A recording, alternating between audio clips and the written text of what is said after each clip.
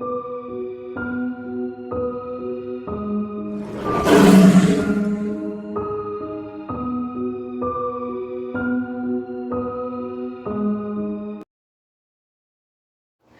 soft down comforter provided a little ease to Apple Bloom's busted muzzle and swollen purple eye. Her pillow, usually warm and inviting, stunned like the electrified tentacles of a jellyfish against her battered and damaged face. She turned onto her back and wished to sleep, despite the preference of her side sleeping. It didn't matter. Her body ached too much. Even her gently rolling tears scorched like a sizzling grease after they struggled to free themselves from the night, helplessly closed eyelids of her damaged eye. She sniffled in the darkness of her room, cradling herself into a ball of blankets and sheets, and just wished the embrace a void of her sleep. She wanted to forget, to be free of her hurting body for a time. Something trickled warmly from her nostril. Uncertain to its nature, she forgot to ignore the sensation. "She won't say what happened to Granny," Applejack spoke from outside of Bloom's door. Her sister was enough away that she probably thought Apple Bloom couldn't hear, but Applejack was loud and her words easily caught Apple Bloom's sensitive ears. The filly sighed and wrapped her ears gingerly with her forelegs, squeezing as hard as she dared, with seething fire consuming the left side of her clumpy face. "That young'un is strong as will and ain't likely gonna open up if you all keep pestering. She'll tell us in her own time. Just let the poor darling rest," Granny debuked. Granny was worried. All the worse since they came down with the apple-sized swelling thing chained shut one eye and bleeding from her nose and mouth. Apple Bloom twisted away from the door and pulled her face-up ear near the bending pillow around her head. It didn't matter if she told them what had happened. Nothing would have changed. She hadn't gotten the uppity and stood up for herself in the face of bullies like she had been taught what she had gained, being brutalized. Monsters were real, and Apple Bloom knew. But the worst monsters were just ponies like her. Diamond Tiara? It was always her, wasn't it? Bragging about her wealth, her fashion, the things she got to do because of her father's money. Maybe above repercussions, Diamond could say whatever she wanted, do whatever she wanted. Apple Bloom just heard too much of it for one day.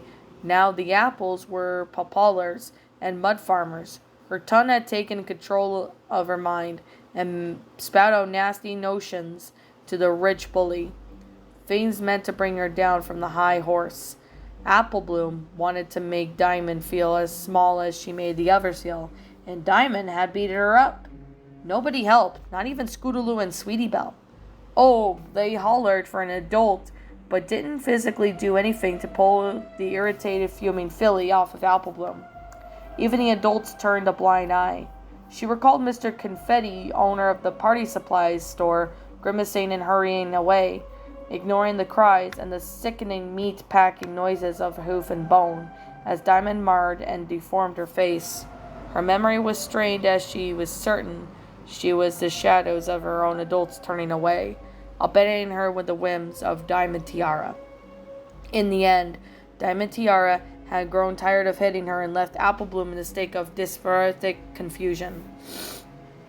It had taken her a while to get her bearings, shake the woozy haze fog from her head enough to remember even the simplest things like her name or where she was. Pain was a path that was a beacon back to the real, unforgiving world. The giggling of Diamond Tiara and her lacquerly silver spoon echoed in her eyes, and even now they had taken a pleasure on hurting her. Filthy rich Diamond's father owned so much of Ponyville that most of the residents owed him some fashion and even some means of living. That's why the adults had left to their beating. They couldn't afford to get involved.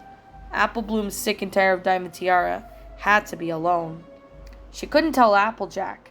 The rich family bought most of the apple as they grew each year, and they had the power because of significant damage to the Apple Bloom's family finances. She just had to make up some lie to tell. The thought made her queasy, and something like a lump of coal felt lodged in her throat. She couldn't even tell her family the truth of when it came to Diamond Tiara. The titter-tatter of the others died down. Over time, it quietly over the deepest part of the night, transformed the windows of Apple Bloom into onyx mirrors, reflecting the filly's malformed face. In all horror, it came back to her. She lay transfixated on her own ugliness for a long time. She was on the verge of crying. She started to seem what seemed to be an eternity. Apple Bloom, a voice called from under the bed. A shrill hooves like a chalkboard, but somehow thick like dripping honey. The filly fumbled weak smile and rolled over to the edge of the bed. Mr. Crunchy? The child asked. Here. The voice sounded like a crunch of broken glass. Mr. Crunchy, how are you tonight? She asked weakly, her voice tearing on the edge of sobbing.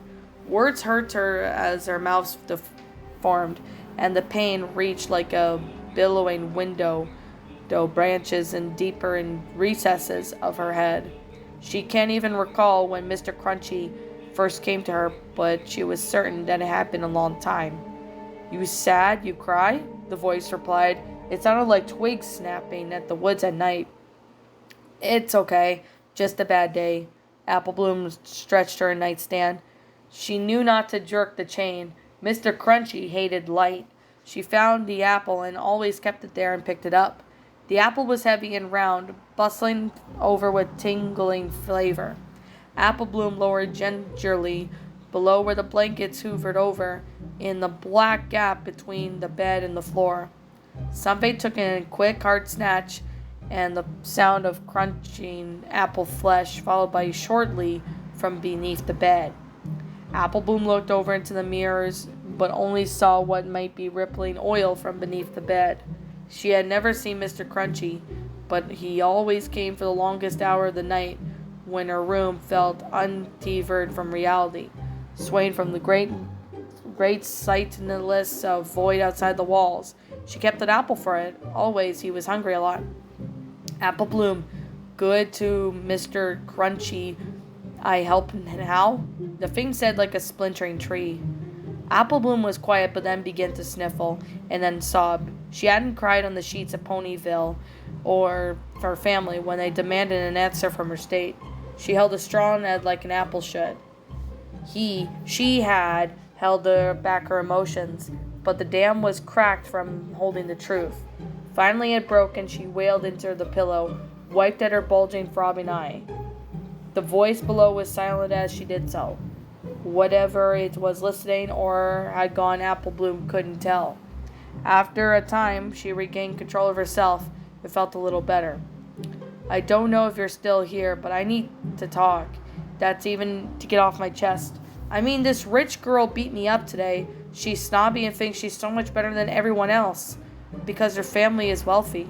Everybody in town is scared of her dad, so they let her do whatever she wants. I told her she was a brat and that everyone hated her, and that money didn't mean she could push anyone around and make them feel bad. When she knocked me down and hit me over and over, nobody would help. Not even my friends. Not even my friends. Again, her heart hurt at the thought of Scootaloo and Sweetie Belle. Where they had been gone, they weren't around when she finally came to. Apple Bloom then looked over the window panes again. Her damaged eye reappeared in the abyss of it. One with the silence, it filled the room, and the filly realized that she was alone. She nestled onto her bed again and tried to sleep. Her heart hurt deeply, and she realized that it wasn't just upset. She hated Diamond Tiara. She had never felt hatred before, but how it scratched her innards like a beast. Mr. Crunchy, Apple Bloom's friend, help? The voice sounded like a crackling, like ice, black frozen sea. Apple Bloom winced again and sighed softly. How? Go visit bad pony who hurt friend, Cruncher. The filly grimaced and sat up on her bed. I hate her, Mr. Crunchy, but it's wrong too. She paused. Diamond Tiara's family had all of Ponyville in their grasp. They hurt her friends in so many ways, bent them to their will, and made those who dared to question their actions to pay. Nobody in town was safe from them. The rich family were monsters. Name Need me to enter? Mr. Crunchy said in a voice like a rolling pulverized stone. Apple Bloom then fought for a moment. It was wrong, but something in her squalled in rage as she gazed once more at her bruised, bumpy face in the window. Her heart felt as if it stopped, and her face scrunched in anger. She felt it consume like a roaring fire. Diamond Tiara. She didn't hear the owner of the voice disappear, but its presence dissipate. She knew that she would feel bad when she didn't. She had a great idea. Great, in fact, her bed felt more comfortably.